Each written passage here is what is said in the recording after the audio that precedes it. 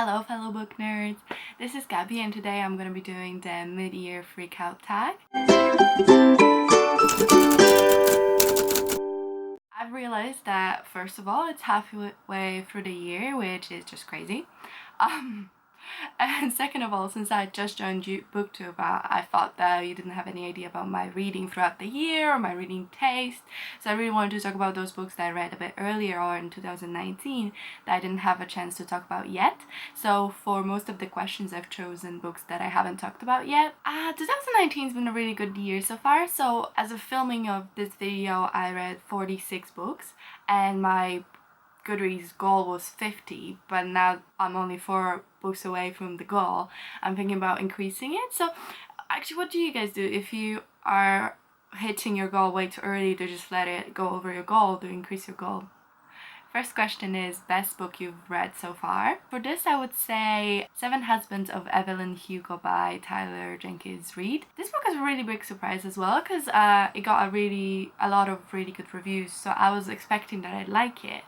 But I liked it so much more than I expected to, and not in just like, oh, it's an entertaining story, but it made me think about a lot of deep subjects. So this story follows a young reporter who's contacted by the team of one of the biggest stars of the century who was a movie icon in like the past, and she's been contacted and asked to conduct an interview with the said star, who's Evelyn Hugo. This is quite out of nowhere and it's really weird because Evelyn Hugo hasn't been accepting interview requests for years and she has been out of spotlight for quite a while, so this was surprising. She goes to her house and starts the interview and we learn the story of Evelyn Hugo and her 7 husbands, therefore the title, and what each husband meant to her in her journey and just more about her life really. So like I said, it was a big surprise for me because I absolutely loved it. It was such an amazing book and it really made me think about mortality, what it means to be remembered, how we want to be remembered, what is important at the end, and what really should motivate us in life, and all the fame, money, how important is it really? The world building as well is amazing. So it takes place in a kind of alternate history because this actress doesn't exist in our life, but she's kind of based on all the 90s, 80s, whatever big stars. She's kind of based on the stars of old age, of the golden time in the cinema. I really felt transported and I felt like she really could have been a star and an actress. It kind of reminded me of like Marilyn Monroe. I really would recommend. That was by far my favorite book this year. Second question is your favorite sequel so far. So for me that would be The Vanishing Stair by Maureen Johnson.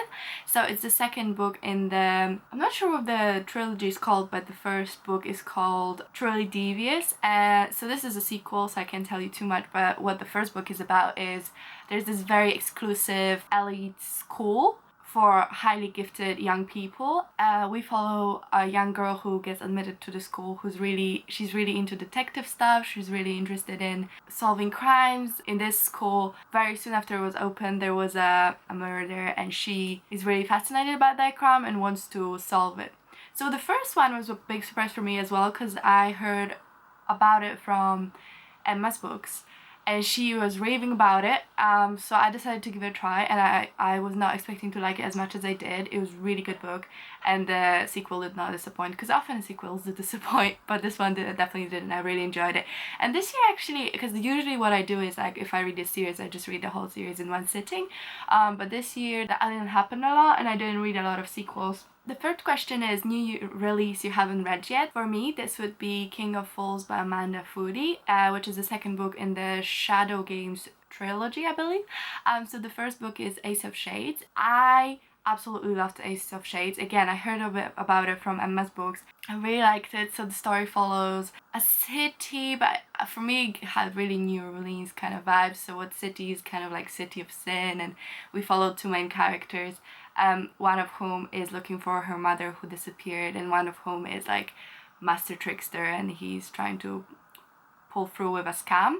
So the first one finished kind of like a cliffhanger, but I honestly don't remember even that much. I just remember how much I loved it and how much I wanted a sequel. And just for this tag, I actually checked when it's coming out, and apparently it's already come out in like May, which I missed. So now I think I'm gonna buy both King of Fools and Ace of Shades and do a reread of Ace of Shades, because I really don't remember much and I really want to be like really invested in the sequel. But yeah, that's definitely a book that I've read that has come out very recently and I'm really interested in. Question number 4 is the most anticipated release for the second half of the year, and for me this would have to be The Toll by Neil Shusterman, which is the third book and final book in the Arc of Scythe trilogy.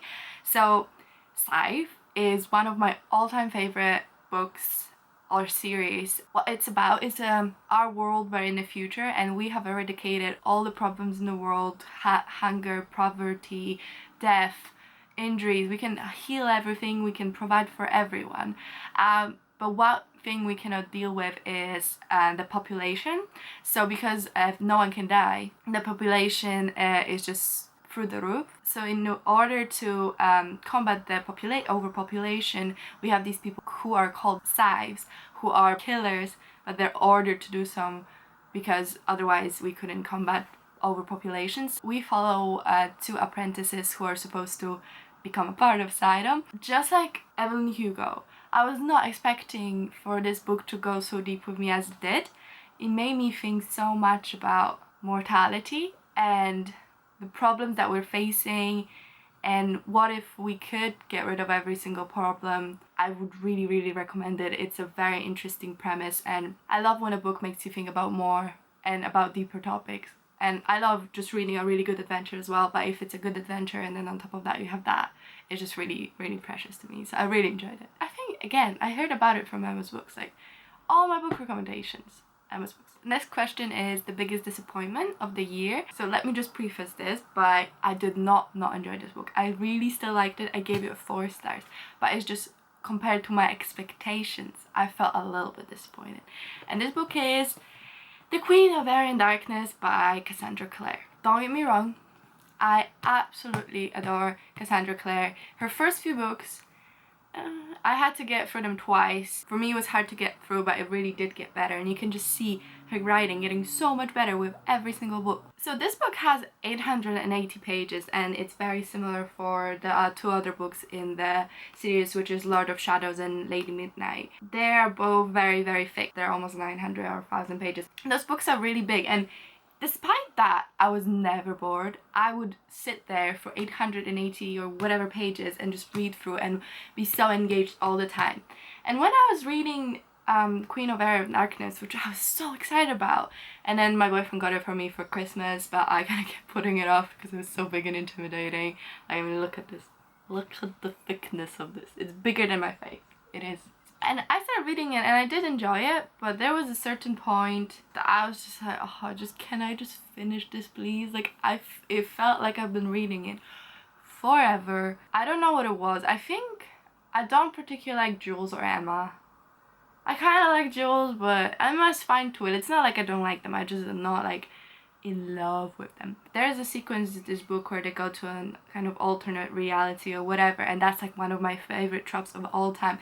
And through the whole segment I was so engaged. I was like, yes, give me more. I love seeing alternate version of people. What would have happened if something went different? It's like I think about that all the time and I find it super fascinating. So I was really engaged through that, which is surprising because I heard other people say that's the part they didn't like.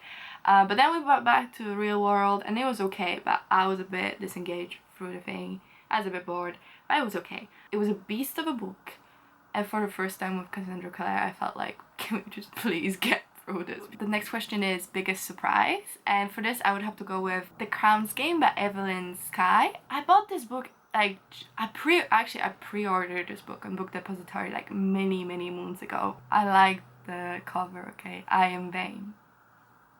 Deal with it. So this book came out 2016 and it's 2019 now, so 3 years. It sat on my shelf. I left it back home in Poland. It's on my shelf there. And this summer I was home and I was just like, what should I read? I didn't hear anything about it on YouTube, or at least not for a while, so I was like, oh, okay, it's clearly not people's favorite. And I really enjoyed it. I really liked it. I gave it like 4 out of 5. It's alternate Russia. In this world they just have like one big magician born like every generation or whatever, that is working for the crown, and that person has all the magic. But this year there was, not this year, but in this generation, there were two magicians born, and they have to kind of fight it out for who gets the right to, who dies and who gets the right to keep their full power. So yeah, like I said, I wasn't expecting much, but I actually really enjoyed it. I really enjoyed the characters, and I think it's a duology if I'm not wrong, and I really want to read the second book. Hopefully the second one will be good, but I really enjoyed it. If you read the second one, let me know. But that was my biggest surprise. I was not expecting to like it because I didn't hear anything about it anywhere. It's 3 years old, it was just on my shelf. So the 8th question is favorite new author, and this can be a debut or new to you. So for this I've chosen Tyler Jenkins Reid, and this is not a new author by any means, but she is a new author to me because I read 7 Husbands of Evelyn Hugo this year, and she was an author of that. I only read 7 Husbands of Evelyn Hugo, but after I read it and I heard that she has a new book, I just like pre-ordered it immediately, and then it came, I didn't read it, so that's on me. Yeah, I still haven't read this, but I heard so many good things. I think I'm gonna read it next month. I really want to catch up on her works. I know she wrote a lot of like rom-coms, I think. It's more like love stories, but now she's venturing more into this type of story, which is not like a love story, but it's more like alternate history, I guess you would say. I'm not sure. Another one. Okay, this is not a book I read before I started book 2. I literally just finished it, and it's Nevermind by J. Kristoff, and now J. Kristoff is one of my all-time favorite authors. I only read that one book, so probably I shouldn't judge, and at first I was like, I cannot get into this is so convoluted, and what are you doing with the sentence, and this is 50 words too many, but he sucked me in, and now I love it, and his writing is really good, and the way he wove in the story, So next question is newest favorite character. For this I've chosen Nikolai from the Grisha trilogy. I don't know what it is about me, but I usually don't really like main characters at all. There's only a handful where I'm like, yes, main character, I love you. But normally I'm just like, I tolerate you. I like side characters. And I read Grisha trilogy for the first time this year, and I just I read the first one, second one, third one, all in consecutive order. I still need to read all her other works, so don't spoil me. I really didn't like Alina. Mal was like the worst character ever. I hate him. If you want me to take a rant why I hate my least favorite characters that I just hate, let me know. But this isn't it. This is about my favorite character, and I think that would be Nikolai. I love him. He was amazing. I know The King of Scars is out now, so I need to read that, but I didn't read Six of Crows duology yet, so I need to read that first. Yes, so much catching up to do. Nikolai, I just loved him. He was so much better. Like, I understand why she can't be with the Darkling, because I didn't even like him that much, but Nikolai, he was amazing and perfect, and I love him, and yeah, that's. So the next book is a book that made you cry. And normally I do cry a lot in books, but this year I don't think I cried once. So I've reread The Host by Stephanie Meyer, and that book always makes me cry.